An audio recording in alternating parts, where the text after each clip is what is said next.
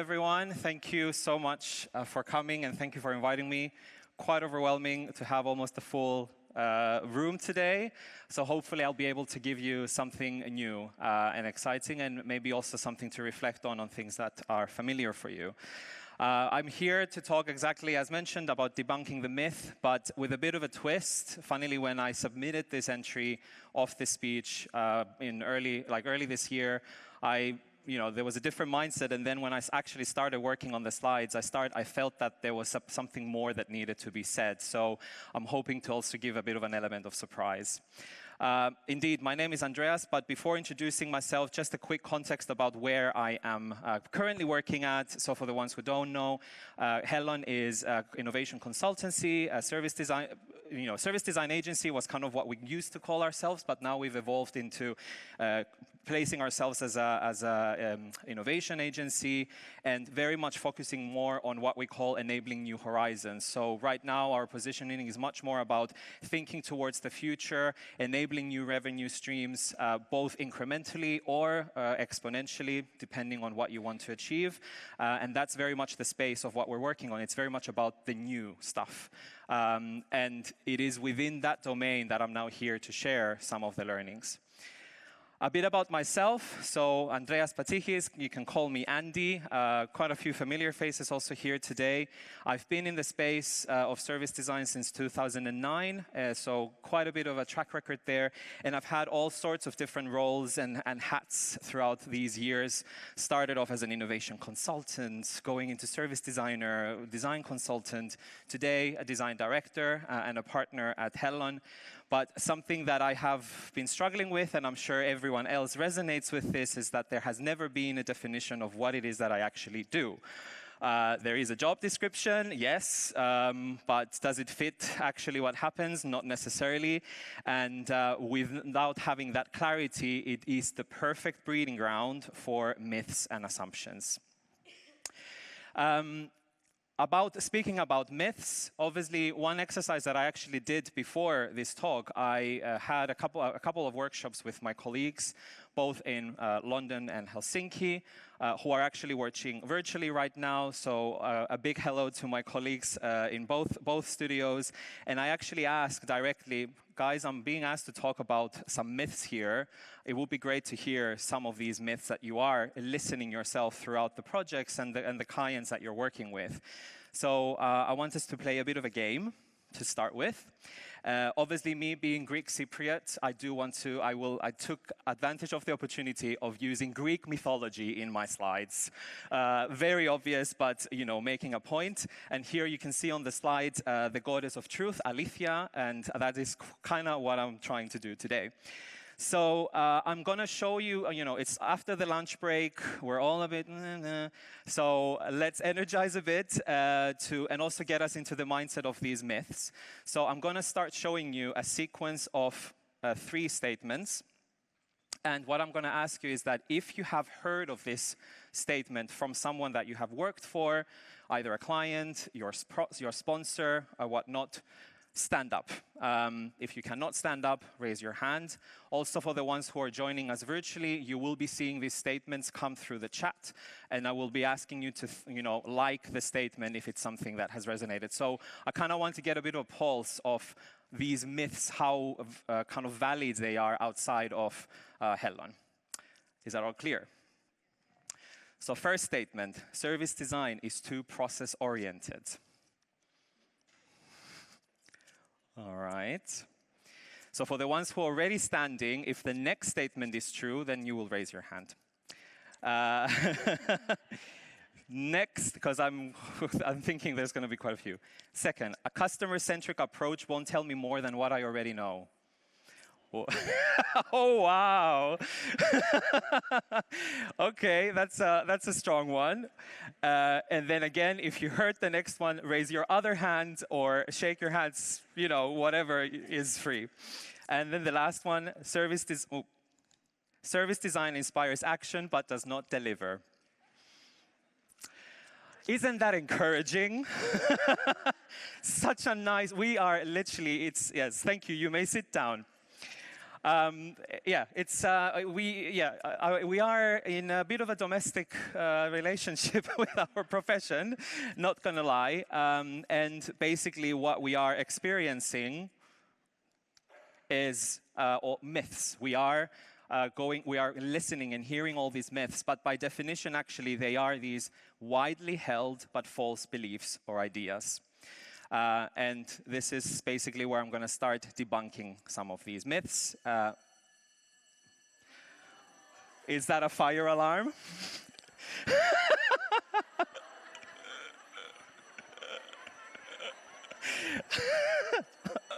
Should we evacuate?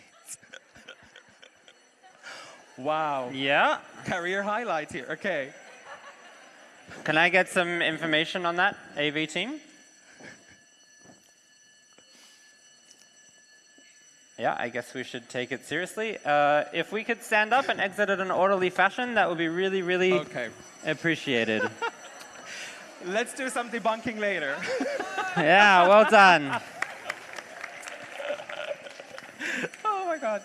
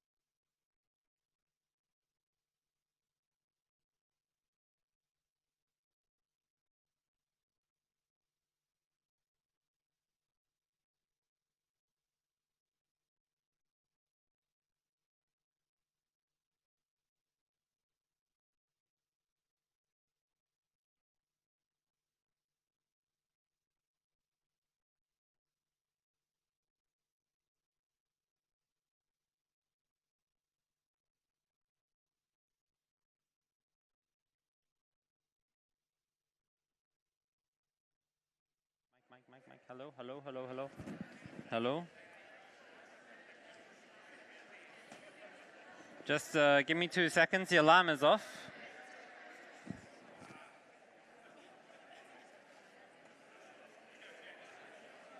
Okay. It's been declared a false alarm.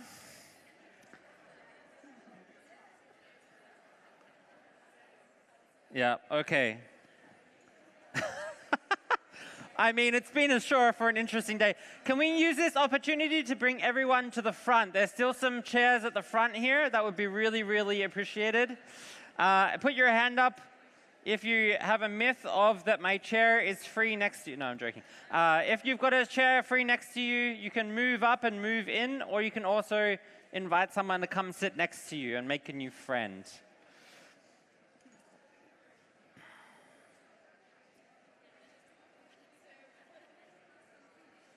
Oh, come on.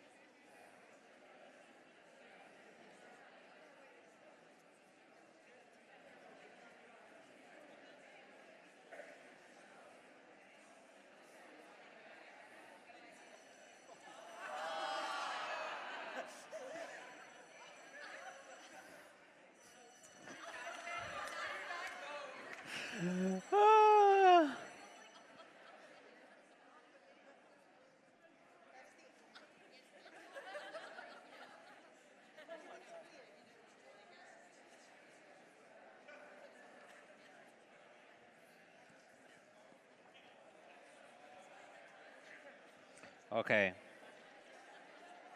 Yeah.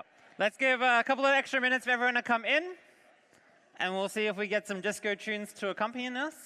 I think it's clear we have been told by the venue that it is fine, and that we are told to go back to the rooms, so that's good.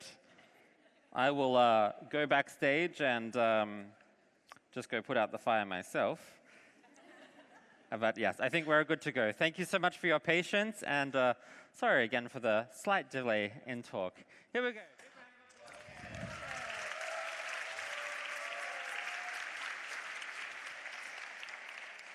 Sorry, I have to have water after that. Okay, we had the God of Fire playing with us today. Okay, so let's debunk some myths going forward. I want to start with a couple of case studies, and actually what's quite interesting about the whole topic of proving impact is that there's so much proving already out there in white papers, research, and so forth. This is one of my personal favorites that I've been using quite a lot. It's been around since 2018, so not super recent, but still very relevant, where IBM has basically invested significantly in their design thinking capabilities. Design thinking capabilities, there was a case study being done as a retrospective of what has this significant investment in bringing designers in all the development streams that they've done. Pretty strong figures there, so they have been able to prove twice as much speed in terms of time to market, so a significant increase there in terms of efficiencies. 75% reduced design time, which might feel a bit counterintuitive. We brought more designers, but we're doing less design, but there's actually a point here. And 33% reduced development time. Those two percentages are mainly because of the fact that the designers have been so rooted into the development work streams of everything that was happening across the board, there wasn't many handovers. They were involved from the very beginning all the way through the end, and because of that, they were able to kind of achieve the kind of ultimate out goal from the very beginning. So that was in case of time. Now, in terms of money, of course, once again, significant cost reductions through acceleration of projects up to almost $21 million US. And then there was also additional to that up to $18.6 million of estimated portfolio profitability. Something more recent, another interesting case study, this is from McKinsey, this was actually released literally a month ago or 2 months ago, so a very recent study that I would recommend reading is about something so soft as joy and delight, which basically makes this point that if you combine these two, you actually achieve an element of surprise. And by having joy and delight into your customer journeys and how you experience the design, you can actually increase the likelihood to buy. Yes, and for example, in the banking sector, you can see that if you have a high levels of delight and high levels of satisfaction, you can see up to 65% potential for revenue growth. So it's quite interesting to see how something so soft and fuzzy and emotive like joy and delight is now being quantified into actual intent, which really makes a sense of proving our impact. And then if I was to go a bit closer to home, from our recent work streams as well within Hellon, there's been a lot of proofing in terms of the work that we do. Actually, the first one that you see here on the left with Vodafone is our shortlisted project in the Service Design Global Award. Very, very nervous about that later today. But in that one, we were able to achieve up to 20% revenue growth. Projects that we've done in Yara, in the agriculture industry, almost 5% revenue growth. In Lidl, we've done a project where we were able to increase the growth in willingness to visit and to actually activate more visitors in the space. So there's actually a lot of good things that have happened. And when I was asked to debunk the myth, I kind of was like, we are delivering impact. But yet we are constantly being asked to prove it. And that's a bit kind of a weird oxymoron to find ourselves in. And that's something that I wanted to start dig deeper. So as I said, there have been all these studies. Our skills are very much necessary. Our expertise have constantly been delivering impact. But maybe something that's been missing is how we have been communicating it. And then what we have done, for example, at Hellon over the last, it says 24 months, I'd say more like 18 months more recently. And out of necessity, the market dynamics and so forth, we've evolved our work. And here is basically what we have learned from that evolution of how our deliverables, how our processes have actually changed. And I have like kind of 3 sections to that. The first one is about the process. What I like to call from the double diamond to a wobbly diamond. Where it all started, I'm assuming that there is a pretty good awareness of the double diamond. If not, it is this simplified, oversimplified visual depiction of the switch between convergent and divergent thinking to kind of expand, zoom in, expand, and zoom in. And this has been the gospel of our practice for many, many years. What you see on the right-hand side is literally just a snapshot of proposals that Hellon has been doing. We've been relying a lot of our work on the double diamond process and the double diamond methodology. And the message that we kept on conveying to our clients, it will be overwhelming. It's the fuzzy front end at the beginning, and trust the process. We know what we're doing. So actually, but when you think about it, it was so process-oriented. And it created a lot of uncertainty, of course, through that. And what we communicated was a process, but actually what we had to be more communicative of is what we can actually deliver at the end. So what we have now been shifted more towards is what we call adaptable thinking. So we've actually almost completely eliminated, really, stepped away significantly from using the double diamond. And we are now moving more into agile, but not from the agile development kind of software side of things where it's maybe more familiar, but more about just focusing more into the results and adapting along the way. So basically our proposals and our work starts looking more like this. We're talking a lot about loops of refining, we have backlogs, things that we discover along the way. We revisit then, are we really answering the right question? Do we have to change the scope? Or we've been working a lot with loops of work that we are doing just to make sure that we express that there is going to be a continuum, but we are going to aim to deliver the same thing.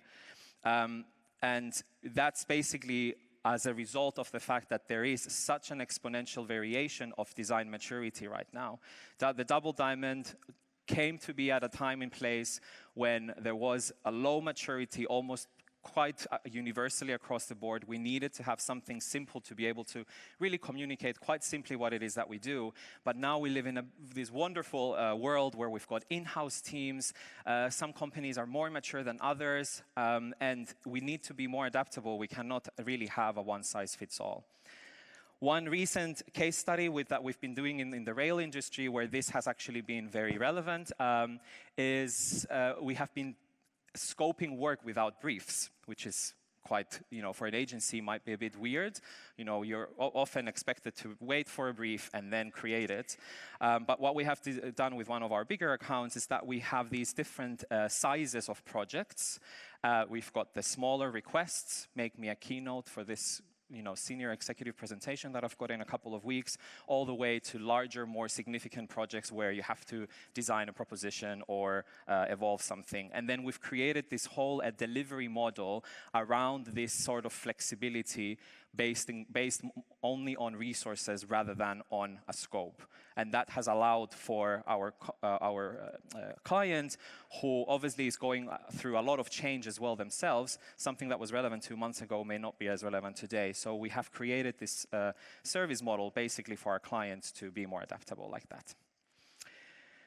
Next one is about the delivery. Especially myself, the majority of my tenure as a designer has been in agencies, and obviously an agency is very wired often to deliver reports. So my world looked very much like this quite a lot. and I'm sure this looks familiar as well, there was almost a sense of pride. Oh my God, I did more than 100 pages. This is such an accomplishment. But then no one reads it. but you know, they're beautiful, pretty, amazing, you know, and there is definitely a time and a place. And yes, there was this sense that success was measured by the amount of pages delivered. It's like, you know, how many zeros was in a prize would define how many pages you actually had to deliver. It was such a, and now when you think about it, yes, fair enough, obviously you do want to give this impression that you are getting your money's worth to your clients, but then at the end of the day, these reports, we have started noticing that they weren't really delivering as much impact as we were hoping. So we've now shifted over into tooling. So we are kind of completely reshifting our thinking towards tools. And what we mean by tools is really acknowledging the fact that attention deficits are low. There is a higher expectation right now to be able to deliver short-term impact rather than long-term. There can be debates to be held about that, how much do we want to definitely go towards that way. But we do need to start thinking about impact in smaller spurts and being incremental to kind of sustain a momentum. And reports may be a tool in some cases, definitely, and I'm not saying we're not doing that, but we have now evolved completely into different types of deliverables. One example here, this is actually again from the case study, from the project that was shortlisted in the awards for Vodafone Care. If you know, I'm thinking about the actual reporting of it, there wasn't that much significant content, but what we actually did was we created all these assets that we were able to socialize to different stakeholders. So here you, for example, see a screen of the vision prototype. The prototype was not used for testing. It was not used for actually getting user insight, where you often use prototypes, but it was actually a vision prototype to paint the future to these senior stakeholders who obviously were the ones holding the budgets and had to make the decisions whether they will go ahead with whatever we envisioned. So it was things like these that actually ended up contributing to the 20% revenue growth that they accomplished through our deliverables. Another case study, and this is an interesting one. This is for in the space of agriculture, where we were asked to come up with an account management model. Again, normally, maybe 5 years ago, we would have delivered a very elaborate report of what is key account management and how do you deliver it and what's the process. But actually, the thing that made the most impact in that project, yes, we delivered some instructions and a small report, were these Excel sheets. When I was a master's student in Aalto, no one taught me how to use Excel properly.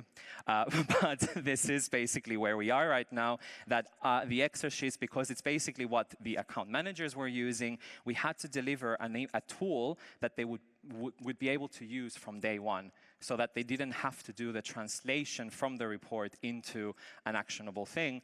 And now it's been used, like literally within 90 days, they were able to take that, implement it into their ways of working, and they've achieved a much more impact and change in their ways, you know, in such a short period of time, whereas normally it could be almost a 12-month cycle until we achieved that. So a lot has happened in terms of what we deliver, and really definitely going beyond reporting. And then the last, but definitely not least, is the people side of things, clashing worlds together. Again, 5 years ago, and kind of if I think of the buyer profiles that we've had and the people that we've worked with and the workshops that we've facilitated, it was still very much a domain where it was peers working with peers. These are the sort of titles of people that we were working with. So we all kind of spoke the same language. Yes, we came from different perspectives and we had different, you know, performance indicators, and we were measured maybe on different things, but we all had similar schooling, and, you know, it was basically design-minded people talking with design-minded people. And it may have felt like we've accomplished a lot of impact within a smaller cohort, but then outside of that, it was basically, yeah, we were isolated quite a lot. And yeah, that was my point. But then what happened, we burst that bubble, and we have now literally seen a kind of emotion that we have become hyper-inclusive in our approach, in our thinking, which is an excellent, a perfect thing to see. There's more people coming from different backgrounds into this discipline. We have different profiles of buyers, and you can see here a huge array of different types of titles and disciplines and professions. And we're working with people who can actually then deliver the impact. And that is basically, again, a very important thing. The reporting, like I said earlier, might not be as impactful, but then if the report is done with and for these people, again, you can achieve quite a big accomplishment there. Yeah. Again, an interesting example, this is one campaign that we actually did with the Scottish Government, Gateway to the Future, where we were asked to, basically communicate to their business advisors, because the Scottish Government offers business advisory services, who have been doing it for years, 10, 15 years, long careers and track records, and then comes this agency telling them a bit how they should do things a bit differently and more entrepreneur-oriented.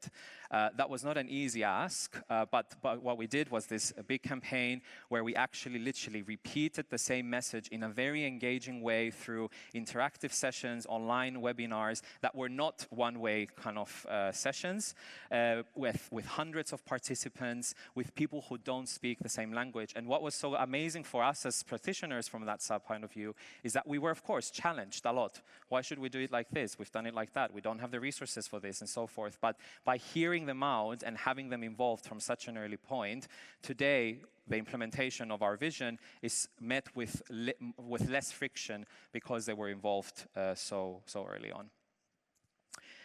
So yeah, those were some examples. And before I go into Q&A, I do want to though conclude with maybe a bit of a provocation and a discussion that I'm more than happy to discuss later on as well. But basically, as a summary, what we are now seeing, there are these three waves of change. We have this change from the double diamond to a wobbly diamond. The process is definitely changing.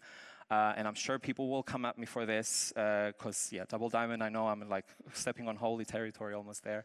Then we've got the delivery, so less reporting, more action, having more action-oriented tools, and then being more open to clashing worlds together.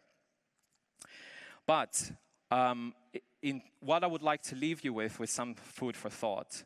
From a process perspective, I think what we're still missing is a manifesto. The development world, for example, with the agile development, like, you know, they've got the agile development manifesto. It has become like a gospel, and it has become something that everyone agrees with. What is our equivalent? We don't necessarily have that. In terms of delivery, it's good to acknowledge that academia plays a huge role in our industry, the first of many. Academia has definitely made this conference today possible, but we need to start also thinking of more tooling to be made available to us in enterprise environments. Microsoft's, the Googles, what can they offer us in this space? And then from a people side, we need to stop thinking about the us versus them sort of mentality. We've been known for our buzzwords, we've been known for our idioms, and it has been very alienating. And I think, obviously, you know, here we are amongst peers, but we need to step outside of that world. But also, one thing that I do want to challenge, there's been a lot going on right now, especially on LinkedIn. I've noticed that people always say, designers should learn how to speak like businesses, and business, you know, I think it needs to be a bit of both. Designers speaking like business, but business also being more design-oriented. We need to bring these worlds together. And really, the only way to weather these waves of change and prove our impact is through a collective effort of standardization. There's a fascinating conversation actually recently of like, why are we constantly being asked to prove our impact? And if you think of other well-established professions, you know, lawyers, architects, doctors, there is an element of standardization that has made it very clear of how they're being governed, what is good practice, and we don't really necessarily have that. And I'm not saying we should have an exact replica of it, but we are so vulnerable to misinterpretation because of the lack of all of this, that we need to start collectively looking into what is our standards, and through that, get the recognition that we actually deserve. Thank you.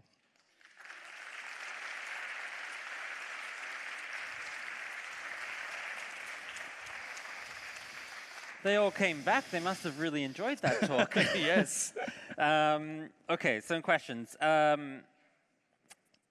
does this work when we have collaborations with our other partners, PMs, or an agile environment, or in different ecosystems besides what we have maybe with yours, which is an agency system? How does this work in different environments? In terms of what specifically? In terms of the wobbly diamond, double yeah, diamond, okay. I mean, the thing is, it's like, what we've noticed is every one of our clients actually has very different development environments, right? So, yeah. And that's kind of been maybe the big shift here, that before it was very much like we received the brief and then we would just take the double diamond as it is and push that, and there was a belief towards it, and the people would trust it. But then what we've done more so recently is being like, okay, kill our darlings and let's look at how they work and then kind of fit and plug in where it's needed.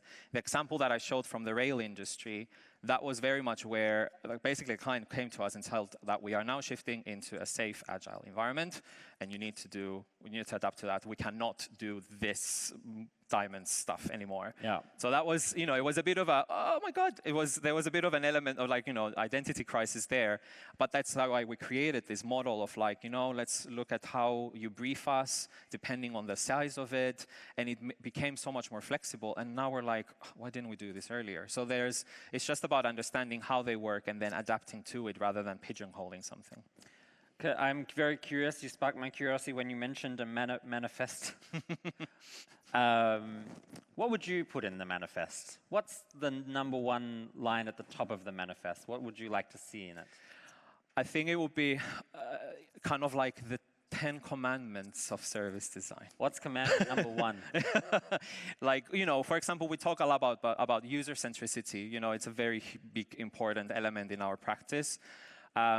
And there are some, best practices being seen on how do you do that, but there's so many differing opinions.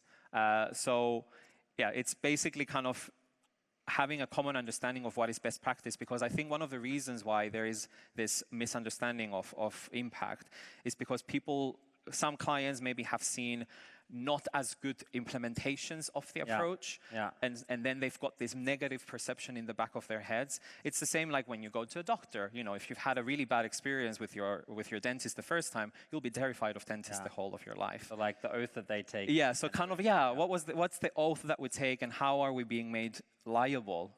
There's not much on that right now. Okay, last question. How can we convince clients that impact doesn't have to be revenue driven?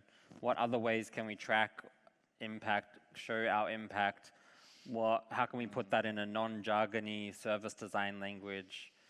I mean, to be honest, obviously being an agency, revenue is an important aspect. Okay. I mean, when we talk about impact of customer experience, we often say that you do need to have some revenue impact, whether it is in new revenue or cost savings. That's a lot of our clients right now are actually very much yearning for that. How do we actually realize and monetize and the benefits that we're doing? So I think if you don't have any impact towards revenue in any shape or form, it's a question of like, do we have to have that? Of course, that's maybe different in the public sector, but definitely in the private sector where we maybe have a majority of our projects, there needs to be a revenue element. What's your yes and answer here? So revenue, yes, and? Yes, definitely, yes, and when it comes to, I think we shouldn't only influence on revenue, definitely. It's very much about understanding what is the thing that the human needs at the end of it, so still being very true to the user-centric nature of what we do. I like it. And then, for example, one thing that I'm very critical of, stop using MPS. MPS is such a small thing and it doesn't depict the whole nature of customer satisfaction. So love it. Look into it beyond that. Big round of applause for Andreas. Thank you.